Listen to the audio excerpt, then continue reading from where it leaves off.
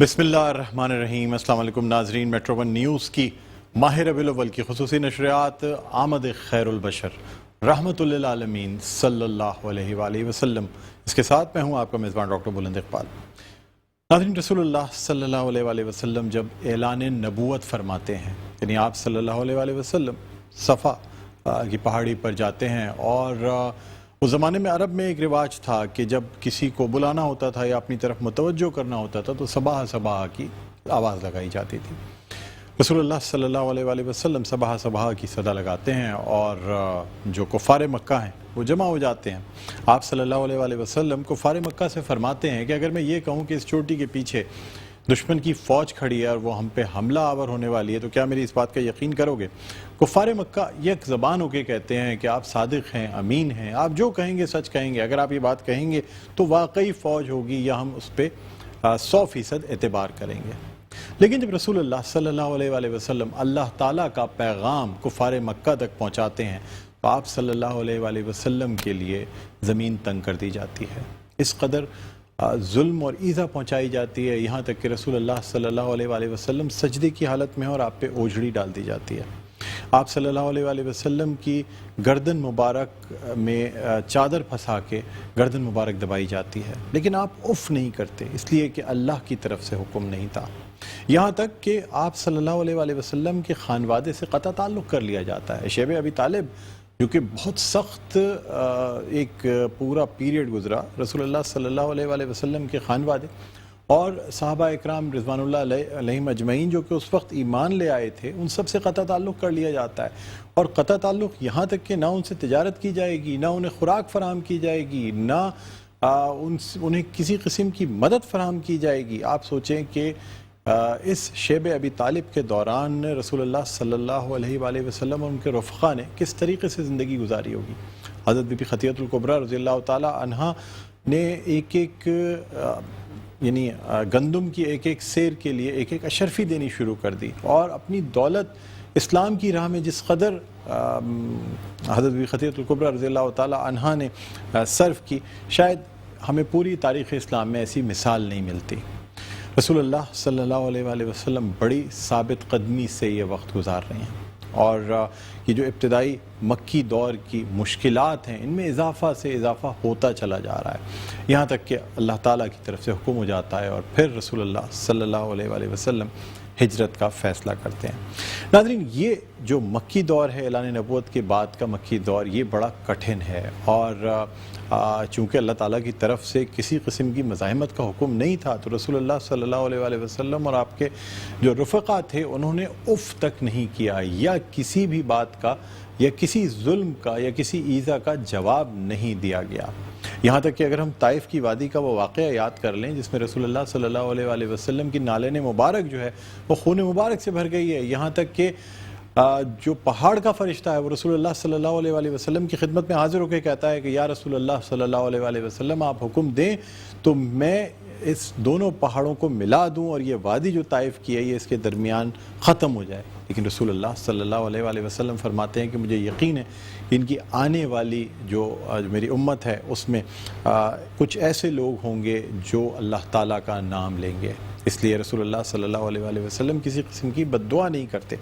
اور یہ جو ہم دیکھتے ہیں کہ ثقفی جو قبیلہ ہے جو کہ طائف کی وادی میں تھا، ہم دیکھتے ہیں کہ اسلام کی ترویج کے لیے محمد بن قاسم نے جو سندھ فتح کیا، یا آج ہم اگر پاکستان میں مسلمان کی حیثیت سے یہاں سانس لے رہے ہیں تو یہ محمد بن قاسم کی برور منت ہے، اور محمد بن قاسم ثقفی تھے، یعنی طائف کی اس وادی سے تعلق رکھتے تھے۔ تو رسول اللہ صلی اللہ علیہ وآلہ وسلم غیب کا علم جانتے تھے، چنانچہ آپ صلی اللہ علیہ وآلہ وسلم نے ان لوگوں کے حق میں اس وقت بد دعا تک نہیں کی۔ ناظرین، ہم اپنی اس ٹرانسمیشن کا باقاعدہ آغاز کریں گے، اور ہماری ٹرانسمیشن کا باقاعدہ آغاز ہوتا ہے اللہ تعالیٰ کے پاک اور بابرکت نام سے۔ ہمارے ساتھ موجود ہیں مفتی اپنا قاری ممتاز قادری صاحب، جنہیں ہم خوش آمدید کہنا چاہیں گے۔ السلام علیکم قاری صاحب، خوش آمدید کہتے ہیں آپ کو۔ خیریت سے آپ؟ بہت شکریہ، آپ نے وقت نکالا ہماری ٹرانسمیشن کے لیے۔ آپ سے درخواست کروں گا کہ اللہ تعالیٰ کے حضور تلاوت قرآن پاک پیش کرنے کا شرف حاصل کریں۔ Thank you.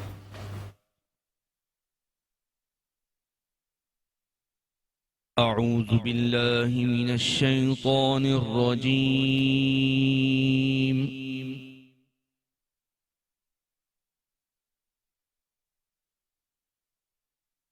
بسم الله الرحمن الرحيم.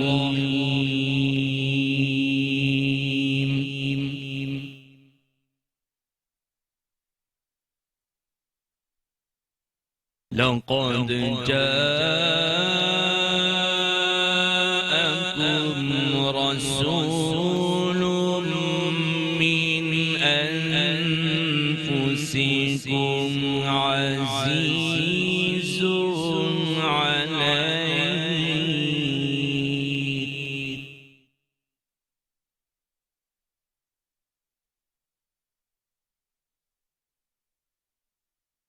عزيز عليه ما عنتم حريص عليكم بالمؤمنين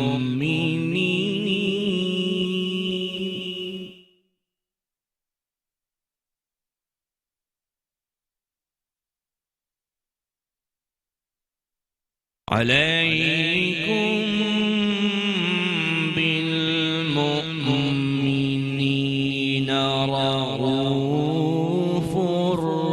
رحيم.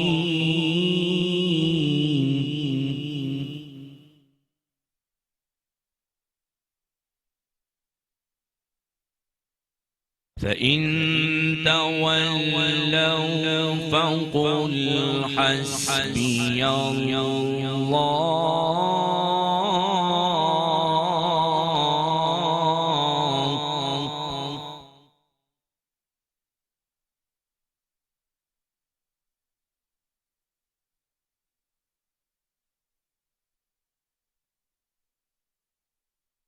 لقد جاءكم رسول من أنفسكم عزيز عليه ما عنتم حريص عليكم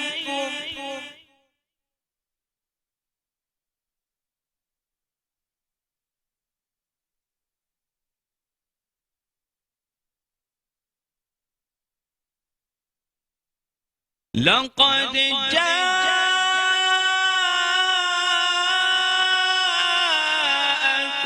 رسول من أنفسكم عزيز عليه ما عنتم حريص عليكم بالمؤمنين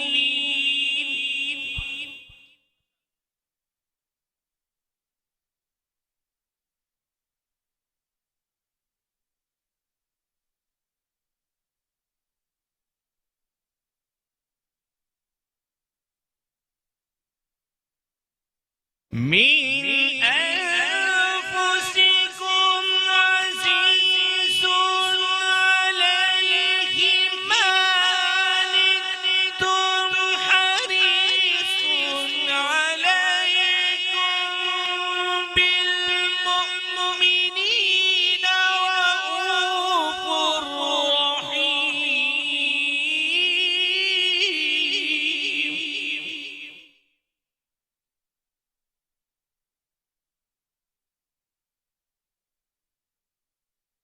فإن تولوا فقل حسبي الله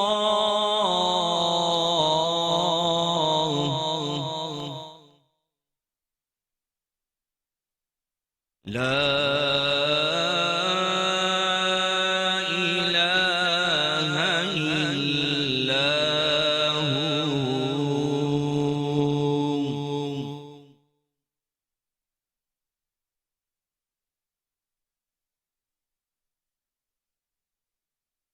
فإن تولوا فقل حسبي الله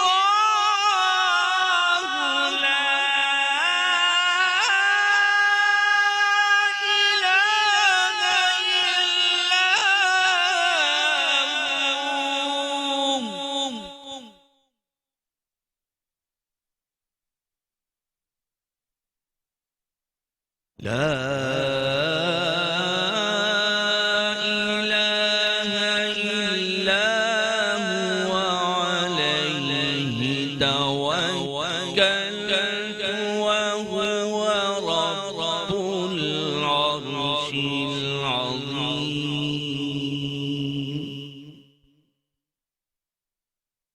صدق اللہ العظیم.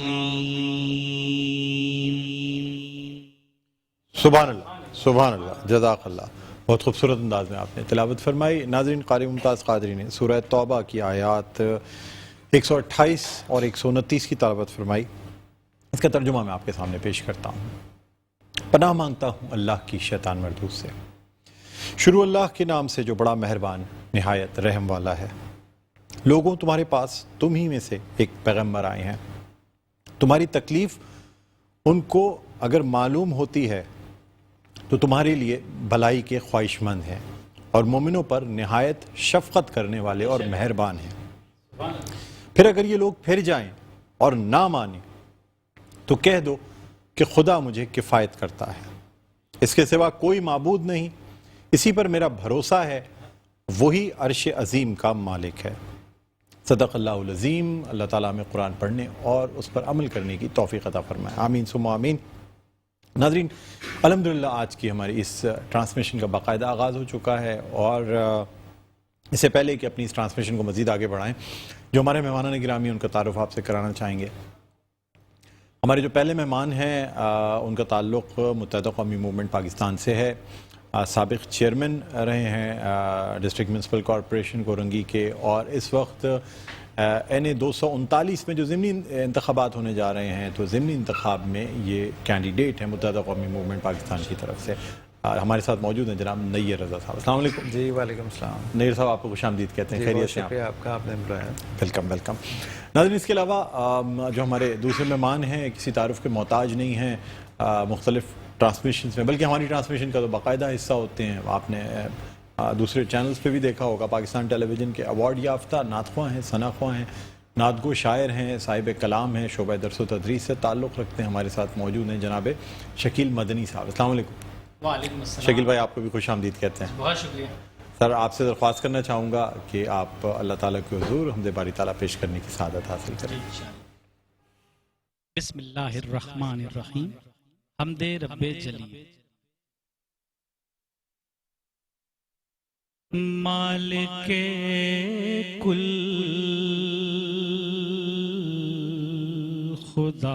خدائے ہست تو بود،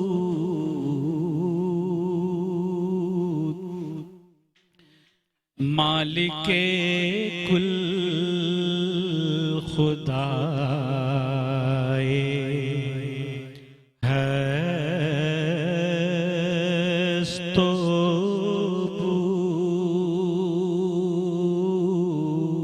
بود، کوئی تیرے سوا نہیں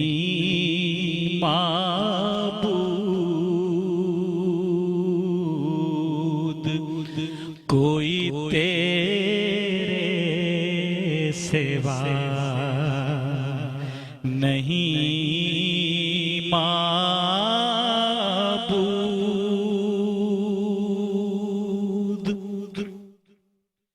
ہر تخیل سے ماورا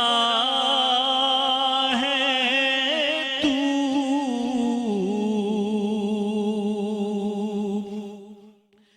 ہر تخیل سے ماورا ہے تو، ہر تخیل میں ہے مگر موجود، ہر تخیل میں ہے مگر موجود.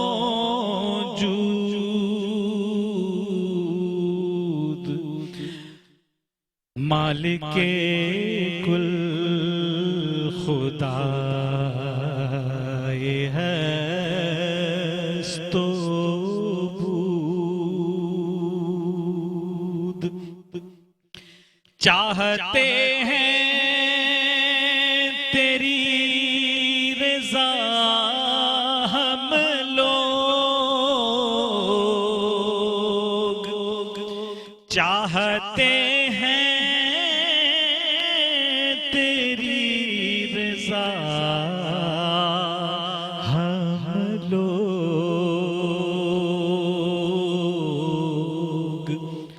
بھیجتے ہیں تیرے نبی پہ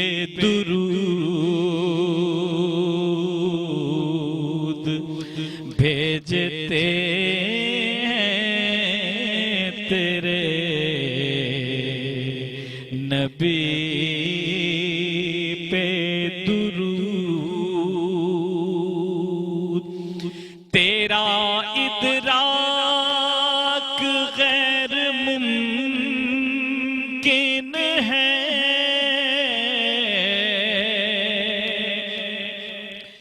تیرا ادراک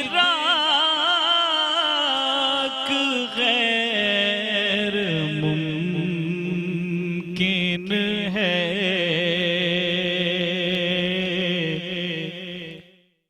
عقل محدود تو ہے لا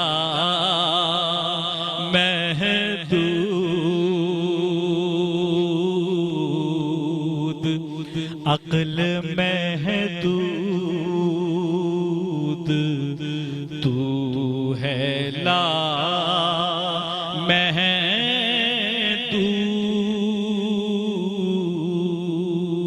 محدود مالک کل خدائے ہست و بود کوئی تیرے سوا نہیں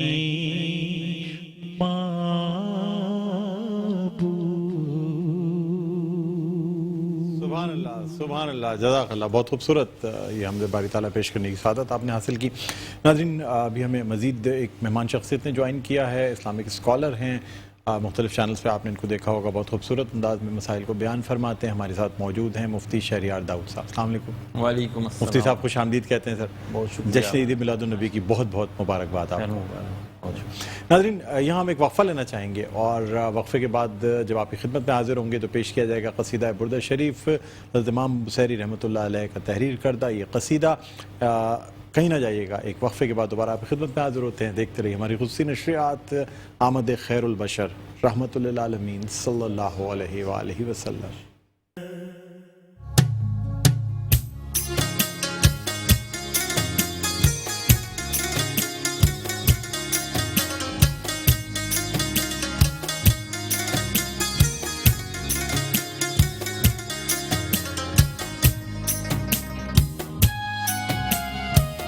مولاي صل وسلم دائما أبدا على حبيبك خير الخلق كلهم مولاي صل وسلم دائما أبدا على حبيبك خير الخلق كلهم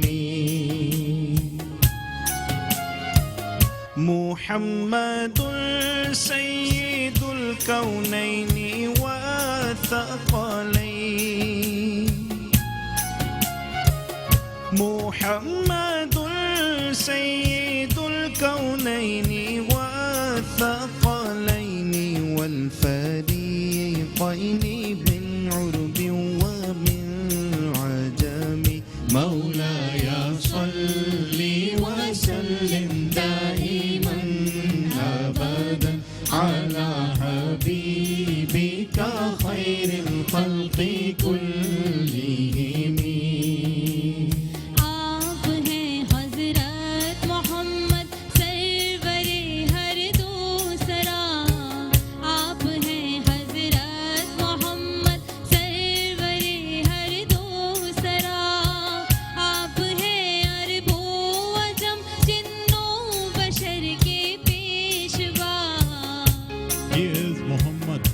peace be upon him, the Lord of both the worlds, the Lord of men and all hidden powers, and the Lord of the Arabs, and the Lord of the rest of the world. مولاي صل وسلم دائما أبدا على حبيبك خير الخلق كلهم. هو الحبيب الذي ترجى شفاعته، هو الحبيب الذي ترجى شفاعته لكل حوض من الأحوال مقتحم.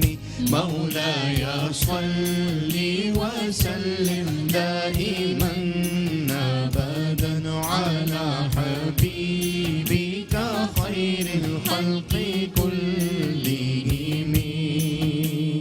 آپ ہیں محبوب حق اور شافعی روزے جزا، آپ ہیں محبوب حق اور شافعی روزے جزا، ناگہانی آفتوں میں آپ کا ہے آسرا.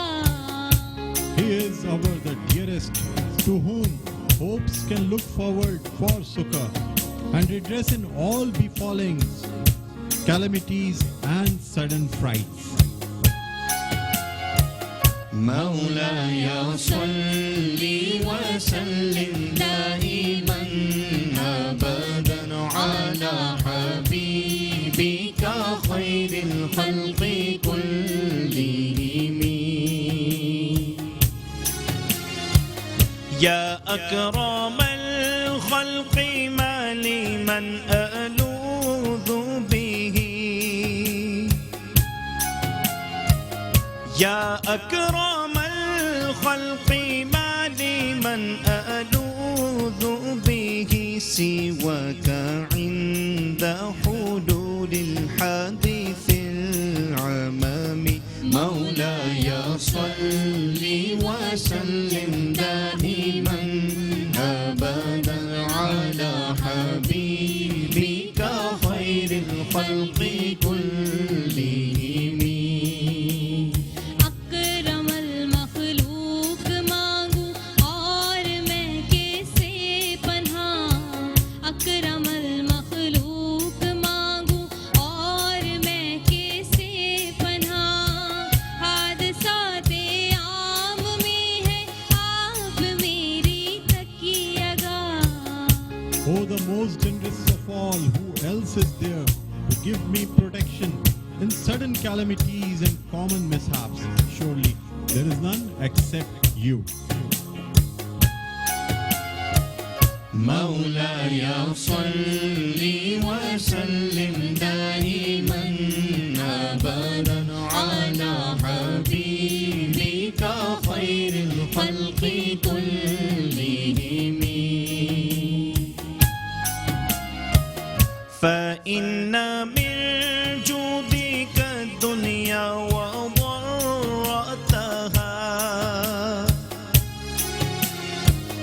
فإن من جودك الدنيا وضرتها ومن علومك علم اللوح والقلم. مولاي صل وسلم دائما أبدا على حبيبك خير الخلق كلهم. بے شبہ دونوں جہاں ہے آپ کا جو دو کرم، بے شبہ دونوں جہاں ہے آپ کا جو دو کرم، علم کل ہے آپ کا اور جز رہے لوح و قلم. The world and its counterpart, the other world, owe their existence to your liberality. Even the knowledge contained in the pen and the board is just a fragment of the science you are the master of. مولاي صل وسلم دائما أبدا على حبيبك خير الخلق كلهم مولاي صل وسلم دائما أبدا على حبيبك خير الخلق كلهم.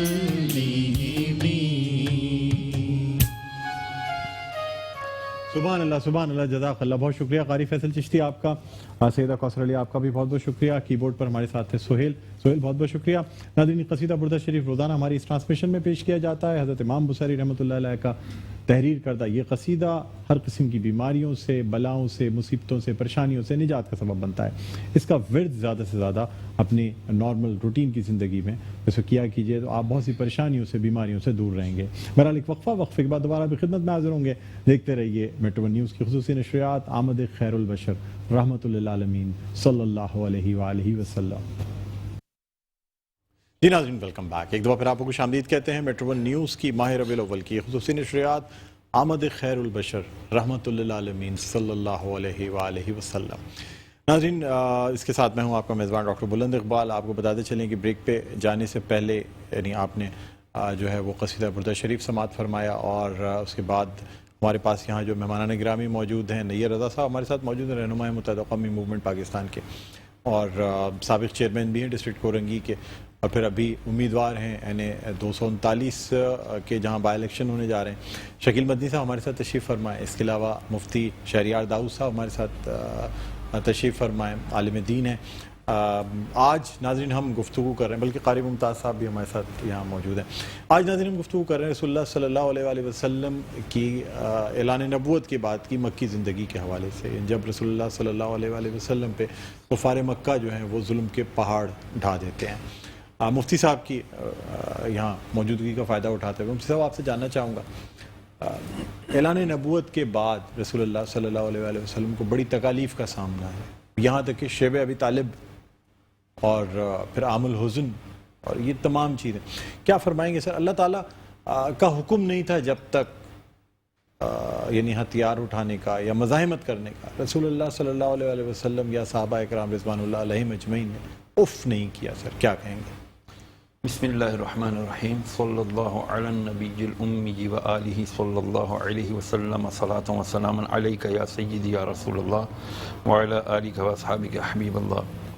بہت اہم اسلام کا وہ ٹینیور تھا کہ جب مسلمانوں کو جبکہ عمر فاروق، ابو بکر صدیق یہ سب داخل اسلام ہو چکے ہیں اور مسلمانوں پر شدت کے ساتھ جو ظلم و ستم کے پہاڑ توڑے جا رہے ہیں.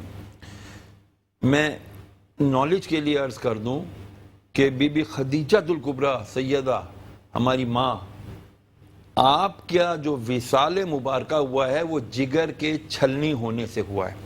اور آپ چونکہ ڈاکٹر ہیں آپ کو معلوم ہی ہوگا کہ چونکہ شیب ابی طالب کی گھاٹی میں جو 3 سوا 3 ساڑھے 3 سال کی جو سوشل بائیکاٹ ہوا تھا اور جو وہاں پر آپ کو سب کو محصور کر دیا گیا تھا، کھانے کو کچھ نہیں ہوتا تھا، تو وہ جو سوکھی ہوئی نوکیلی لکڑیاں آپ چبا چبا کر جیسے تیسے کھایا کرتی تھی، اس نے آپ کا جگر چھلنی کیا تھا. ویسے بھی زیادہ بھوکے رہنے سے جگر جو ہے چھلنی ہو جاتا. اور اس طرح آپ اندازہ لگائیں، رسول اللہ علیہ وسلم نے فرمایا کہ اگر کوئی اپنے غموں میں مبتلا ہو جائے تو اسے چاہیے کہ وہ میرے غم یاد کرے کہ اللہ کے دین کی راہ میں سب سے زیادہ میں ستایا گیا ہوں.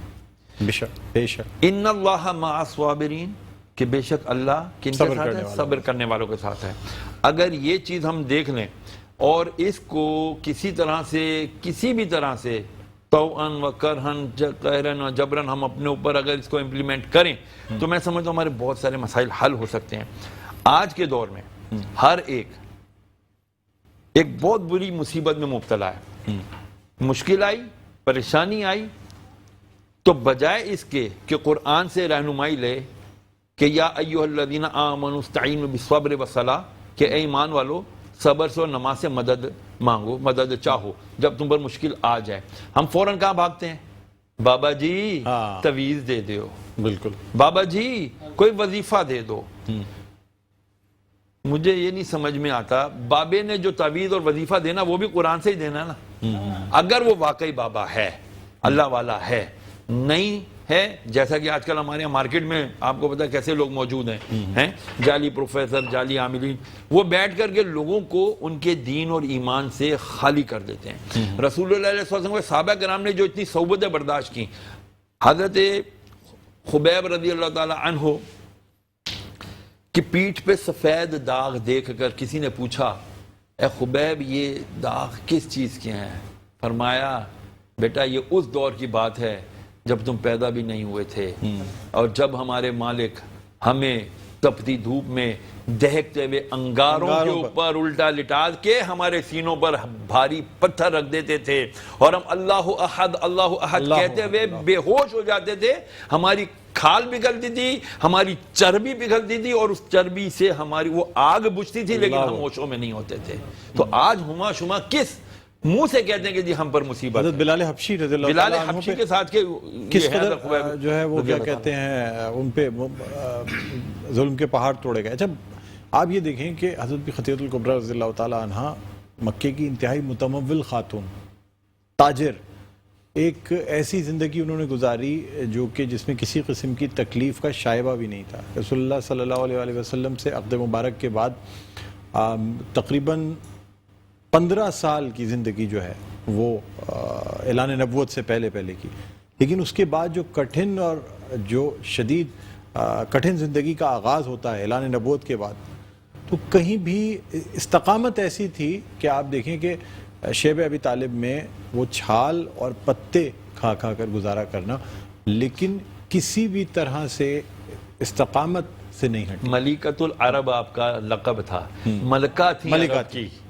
ملکہ تھی عرب کی، متمول ترین، موسٹ کہنا چاہیے respected Nobel lady, Zahida Tahira, بہت اتنی بہترین وہ ایک سوشل لیڈی تھی کہ جن کے کاروبار کے باقاعدہ بڑے بڑے جو ہے نا قافلے جایا کرتے تھے ملک شام اور عراق کی 800 طرف۔ اونٹوں پر سامان تجارت جایا کرتا۔ میں کہتا ہوں رسول اللہ علیہ السلام کو جب آپ نے پہلا سامان تجارت قافلہ دے کے روانہ کیا تو رسول اللہ علیہ السلام کی بحیثیت تاجر، ہم اگر ایک اپنی لائف کے اندر تھوڑا اسٹڈی کریں، ہمارے وہ تاجر تجار حضرات جو کہتے ہیں جی جب تک ہم جھوٹ نہیں بولتے مال نہیں بکتا، لا حول ولا بلکہ قوت۔ میسرہ سے پوچھا انہوں نے کہ کیا مال بیچنے میں کوئی زیادہ منافع لیا گیا؟ میسرہ نے کہا نہیں، نہ صرف منافع بھی زیادہ نہیں لیا گیا بلکہ ہر چیز کا عیب بتا کے مال بیچا گیا۔ کیٹیگرائز کرا رسول اللہ نے، یہ بالکل عیب سے پاک ہے، اس کے اندر تھوڑا عیب ہے اور یہ بالکل زیادہ عیب دار ہے، اس کے اتنے پیسے، اس کے اتنے پیسے، اس کے اتنے کم پیسے، اور لوگوں کو بتا کر کے جو دیا اس میں اللہ تعالیٰ نے جب خیر و برکت ڈالی۔ سبحان اللہ۔ تو یہ ہمارے آج تاجروں کو کرنا چاہیے، سچ بولنا چاہیے، بتانا چاہیے۔ عمر فاروق کا ایک واقعہ چھوٹا سا عرض کر دوں، وہ بازار میں گئے، بوری پڑی تھی گندم کی، انگلیاں داخل کی، اندر گندم گیلی تھی، اوپر سوکھی تھی، بولا باہر آ جاؤ دکاندار، شاپ کیپر کم آؤٹ، باہر آیا، درے لگوائے، کیا تجھے بیع و شرع کے اصول نہیں سیکھے؟ نہیں سیکھے؟ کہا جی نہیں سیکھے۔ فرمایا جا مسجد میں بیٹھ، علماء کے پاس بیٹھ، عبداللہ ابن مسعود کے پاس بیٹھ، ابو ہریرہ کے پاس بیٹھ، اور بیع و شرع کے اصول سیکھ کر آ، پھر آ کر تجارت کر۔ واہ! آج ہم منہ اٹھا کر کے جس کو دیکھتے ہیں منہ کھول کر کے ہم دکانیں کھول کر کے بیٹھ جاتے ہیں، پتہ ہی نہیں ہے کہ تجارت کے اصول کیا ہیں، حلال کیا ہے، حرام کیا ہے، شبہ کیا ہے۔ جو ہے وہ قیامت کے دن تاجر کی اگر ایک ایماندار تاجر ہے تو اس کی بڑی عظمت ہے۔ فرمایا سچا تاجر کل قیامت کے دن صدیقین کے ساتھ اٹھایا جائے گا۔ سر آپ دیکھیں نا کیا رتبہ ہے اگر ایمانداری سے تجارت کر رہا ہے تو۔ اچھا بہرحال نیر رضا صاحب ہمارے ساتھ موجود ہیں۔ سر ہم ذرا سی مشکل پریشانی، کیونکہ آج ہم مشکلات کی بات کر رہے ہیں، تو مشکلات اور پریشانی سے بہت جلدی ہم اکتا جاتے ہیں، گھبرا جاتے ہیں، کیا کہیں گے آپ؟ بالکل ایسے ہی ہے، ہم تو بہت دیکھیں شکر ادا کرنا چاہیے کہ آرام سے رہتے ہیں, کھانا پینا سب مل جاتا ہے, اور وہ دور اور ان ہستیوں کے پہ امتحان آیا تو ہم تو کچھ بھی نہیں ہیں, اور شکر ادا کرنا چاہیے. میں سمجھتا ہوں کہ ہر وقت اللہ کا شکر ادا کرنا چاہیے, ہر حال میں شکر ادا کرنا چاہیے. بالکل بالکل. تو سر آپ کیا سمجھتے ہیں, آج کل بھی آپ کی پارٹی پہ امتحان ہے؟ جی بالکل امتحان ہے, اور بالکل ہے امتحان, اور نکلنے کی کوشش کر رہے ہیں انشاءاللہ. پاس ہو جائیں گے, نکلیں گے. ربیع الاول کا مہینہ ہے, بابرکت مہینہ ہے, اور آپ لوگوں کو سب کو بہت مبارک ہو جشن عید میلاد النبی صلی اللہ علیہ وسلم, تمام عالم اسلام کو بھی. تو انشاءاللہ اس کی برکتوں سے اللہ تعالی ہمیں نکالے, مشکلات سے, آزمائش سے نکالے, اور غلطیاں کوتاہیاں ہوئی ہیں انسانوں سے ہوتی ہیں, ہم سے بھی بہت ہوئی ہوں گی, اس کے لیے معذرت بھی چاہتے ہیں آپ لوگوں سے.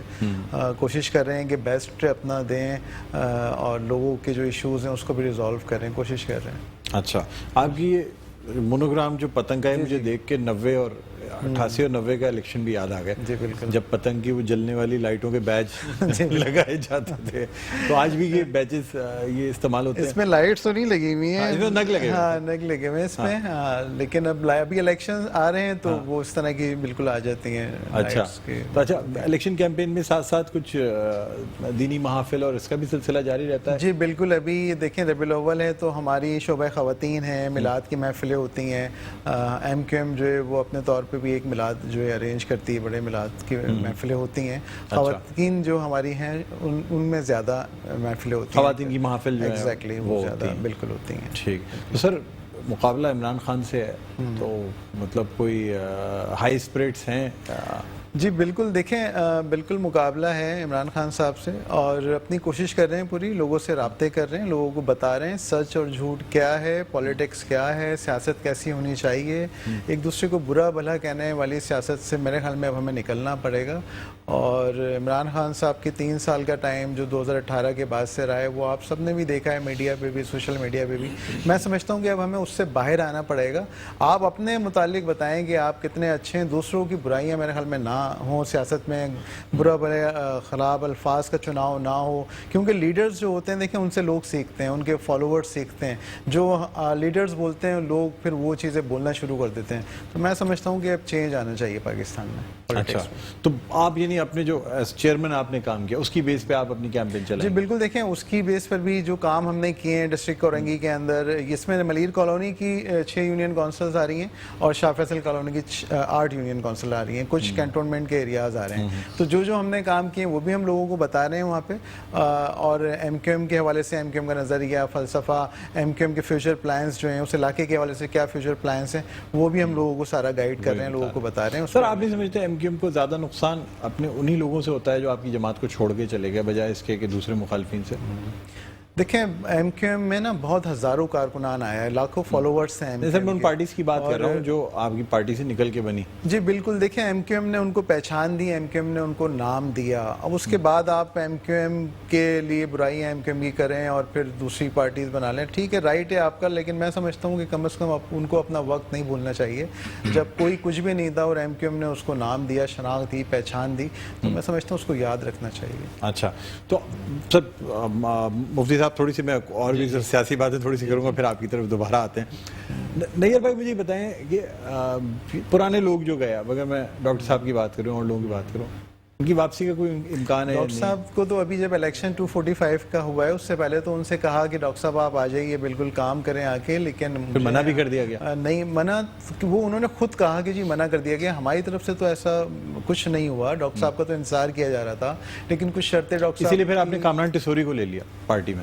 وہ تو بہت بعد میں آئے, یہ جب 245 کا الیکشن جب آ رہا تھا تو اس وقت, ہاں بالکل, تو وہ ہم تو یہ سوچ رہے تھے کہ ڈاکٹر صاحب آ جائیں گے, الیکشن کیمپین چلائیں گے, موحد انور بھائی کو. بہت بات تو نہیں سر, بہت ریسنٹ ہی تو بات ہے یہ, ابھی لاسٹ الیکشنز ہوئے اس کے بعد 1.5-2 مہینے تقریباً 2 ماہ کا عرصہ ہو گیا اس بات کو. ہاں پھر تو یہ تو ابھی بات کی بات ہے, بہت بعد میں آئے. لیکن سر جو ان کے جانے کی وجہ بنی تھی, اس شخص کو آپ نے واپس لے لیا, اور جو ان کی وجہ سے گئے تھے وہ باہر بیٹھے ہوئے. نہیں ایکچولی دیکھیں ایگزیکٹلی جو ان کی وجہ تھی وہ کچھ ترامیم تھیں جو سینٹ کا الیکشن ہی تو تھا نا, ایم کیو ایم کا جو ایک آئین تھا اس میں کچھ انہوں نے ترمیم کچھ کر لی تھی, وہ آپ کو مجھے یاد ہے, رجسٹریشن ان کے نام پہ تھی, پھر وہ بیرسٹر صاحب نے سارا وہ کیا, اس میں پھر الیکشن کمیشن میں کیس گیا وہاں پہ, پھر سینٹ کے الیکشن کی ٹکٹ کا بھی مسئلہ تھا نا سر. وہ بھی اس کا مجھے اتنا نہیں پتا، ہو سکتا ہے کہ وہ بھی ہو، ٹھیک ہے. تو بہت ساری چیزیں تھیں جو بہرحال اس ٹائم ہوئی تھی. ایک سیٹ کے چکر میں 3 سینیٹر گئے تھے سر، پھر ایک ہی سیٹ ملی تھی بڑی. لیکن ڈاکٹر صاحب دیکھیں تجربے کار ہیں ڈاکٹر صاحب، کچھ میں سمجھتا ہوں کہ بغیر کسی شرط کے، بغیر کسی عہدے کے جو ہے وہ کام کرنا چاہیے پارٹی میں. اور ایم کیو ایم کے سارے اچھے اور برے حالات انہوں نے دیکھے ہیں، اور قوم کے وسیع تر مفاد میں میں سمجھتا ہوں کہ سب کو مل کے کام کرنا چاہیے. سب کو مل کے کام کرنا چاہیے. آپ کہہ رہے ہیں کہ وہ ہمیشہ ان کو شکایت ہی رہتی ہے کہ وہ متحدہ قومی موومنٹ والے کہتے ہیں، ڈاکٹر صاحب بھی کہتے ہیں دروازے کھلے ہیں، استقبال نہیں کرتے میرا. نہیں ہمارے دروازے کھلے ان کے لیے. ایسا نہیں ہے. کہنے لگے میں جب وزیر اعلیٰ ہاؤس پہ وہ جو مسئلے مسائل ہوئے، کہنے لگے میں گیا، خود گیا، میں نے کہا میں آ گیا ہوں. کہنے لگے لیکن پھر مجھ سے اجازت مانگ لی انہوں نے، مجھے روکا نہیں. اگر مجھے میرے اس پروگرام میں ابھی 2 دن پہلے کہہ کے گئے، کہنے لگے مجھے اگر روک لیتے بھائی میں تو چلا گیا تھا. تو ان کو خان صاحب بھی تھے، ڈاکٹر صاحب بھی تھے، یہ لوگ مجھے روک لیتے تو میں تھوڑی جا سکتا تھا. مجھ سے کہتے بس اب آپ آ گئے تو آپ رک جائیں، میں کارکن کی حیثیت سے کام کر لیتا. اچھا ویسے اس بات پہ جو ہے نا مجھے بہت حیرت ہوئی ہے، میں اس وقت موجود تھا وہاں پہ جب یہ بات آپ بتا رہے ہیں نا، تو میں اس وقت حیدرآباد پہ موجود تھا اور ڈاکٹر صاحب کو کہا گیا تھا کہ آپ یہاں رک جائیے. اب آپ آ گئے ہیں، رات روک رہے تھے. ایگزیکٹ. انہوں نے کہا جی آفس جب تک پوری رات کو آفس نہیں کھلے گا، تو ان سے کہا کہ ٹھیک ہے اب آپ آ گئے ہیں یہاں پر، اب آپ بس ٹھیک ہے رک جائیے اب آپ. تو یہ مجھے بڑی حیرانگی ہو رہی ہے اس بات پر. تو میں خود وہاں پہ تھا اور وہاں پہ عامر بھائی نے بھی کہا تھا اور لوگوں نے بھی کہا تھا کہ بس اب ٹھیک ہے اب آ گئے ہیں، اب آپ ٹھیک ہے رک جائیں. انہوں نے کہا نیچے ٹھیک ہے میڈیا ٹاک کرنے، پھر چلے گئے نیچے میڈیا ٹاک، اس کے بعد وہ چلے گئے. لیکن یہ کہا گیا تھا کہ آپ، لیکن یہ کہا اچھا اچھا. تو آپ کی الیکشن کیمپین ماشاءاللہ اچھی چل رہی ہے؟ جی الیکشن کیمپین بالکل صحیح چل رہی ہے. کورنگی تو پہلے بھی جو ایک بائی الیکشن ہوا اس میں یعنی کچھ حصہ کورنگی کا اس میں بھی شامل تھا، اور وہاں جی کورنگی لانڈی اور کورنگی جو تھا وہ بالکل ایک 240 آئی تھنک الیکشن تھا. 240 ابو بکر صاحب نے جو ابو بکر بھائی جو ہاں انہوں نے الیکشن جیتا، اور Exactly. وہ بھی آپ کی اس میں ڈسٹرکٹ میں تو آتا میرے تھا. ڈسٹرکٹ میں آتا تھا. بالکل بالکل بالکل. تو انشاءاللہ اس دفعہ بھی امید رکھ سکتے ہیں؟ جی بالکل انشاءاللہ تعالی کامیابی ملنے کے چانسز ہیں. بڑی شکست عمران خان کو دینے کا عزم رکھتے ہیں آپ؟ جی بالکل دیں گے شکست انشاءاللہ. ٹھیک ہے ٹھیک ہے. بالکل آپ سے بھی مزید بات کریں گے، بلدیاتی انتخابات پہ بھی بات کریں گے. آپ کی جو اسپیشلٹی، آپ ڈسٹرکٹ چیئرمین رہے ہیں تو پھر اس حوالے سے بھی بات کریں گے. مفتی صاحب سر کیا کہنا چاہیں گے کہ ہم کچھ آج کل کی ہماری ملکی سیاست بھی کچھ عجیب ہے، ہم بہت ساری باتیں کر جاتے ہیں اس کے بعد ریورس کر لیتے ہیں چیزوں کے بارے میں. اب اگر سر کسی کا یہ کہنا کہ میں سچ بول نہیں سکتا اور جھوٹ بولنا نہیں چاہتا، بڑا اسٹیٹمنٹ ہے نا سر. یو ٹرن کہتے ہیں شاید اس کو. یو ٹرن بھی کہتے ہیں سر، لیکن سچ نہ بولنے میں کیا قباحت ہو سکتی ہے؟ ایک لیڈر تو سچ بولتا ہے نا سر، اس کو کیا ضرورت ہے؟ ہمارے یہاں انفارچونیٹلی ہمارے یہاں یہ ہے کہ جب ہمارے یہاں پولیٹکس بھی پڑھائی جاتی ہے نا، پولیٹیکل سائنس کا کوئی اسٹوڈنٹ ہوتا ہے، پولیٹکس جب پڑھائی جاتی ہے نا تو وہ پولیٹکس اسلامک سرکمسٹانسز کے اندر نہیں پڑھائی جاتی. اگر وہ اس وقت نصاب میں صلح حدیبیہ ڈال دیں، میثاق مدینہ ڈال دیں، اس کو ڈالیں. اس وقت جب عمر فاروق کھڑے ہو گئے تھے، یا رسول اللہ صلی اللہ علیہ وسلم how could it be possible, کہ وہ جب مانگیں گے بندہ تو ہم دے دیں گے، ہم مانگیں گے یہ نہیں دیں گے. تو رسول اللہ صلی اللہ علیہ وسلم نے فرمایا تھا جو میں جانتا ہوں، مصلحت دیکھیں سر، مصلحت دیکھو. 10 سال تمہیں پیس کے ملیں گے، امن کے. اس 10 سال میں ہمارے بندے وہاں جا کر کام کریں گے، کیونکہ ان کو پتا نا ہماری مسلمانوں کی کیا تعداد تھی اور کیا ہو گئی. اچھا سر، فتح مکہ کے موقع پہ رسول اللہ صلی اللہ علیہ وسلم جو ہیں وہ اپنا سر مبارک جھکائے ہوئے پیچھے سے آواز آتی ہے آج بدلے کا دن ہے. رسول اللہ فرماتے ہیں آج امن کا دن ہے، یوم المرحم، آج رحم کا دن، رحم کا دن ہے. رحم کا نہیں ہے. یہ مثالیں ہیں. اگر ہم یہ کیسے آئیں گی، پتہ کیسے آئیں گی؟ یہ تب آئے گی کہ جب ایک باپ اپنے گھر کے اندر اپنے بچے کو یہ بات بتائے گا، تب جا کے. بالکل بالکل. جب تک گھر سے تربیت نہیں ہوگی. گھر سے تربیت کیا ہو رہی ہے؟ بالکل. معذرت کے ساتھ میں کسی بھی سیاسی جماعت کے خلاف نہیں ہوں، لیکن گھر کی تربیت میں بھی نہیں. سر آپ سے بھی مزید ہم گفتگو کریں گے. ہمارے ساتھ ناظرین اس وقت موجود ہیں مشہور معروف ثنا خواں ہیں، نعت خواں ہیں، فائدہ کامران ہمارے ساتھ موجود ہیں. میں درخواست کرنا چاہوں گا کہ بارگاہ رسالت میں آپ صلی اللہ علیہ وآلہ وسلم ہدیہ نعت پیش کرنے کی سعادت حاصل کریں. اسی کے ساتھ ہم بریک پہ جائیں گے.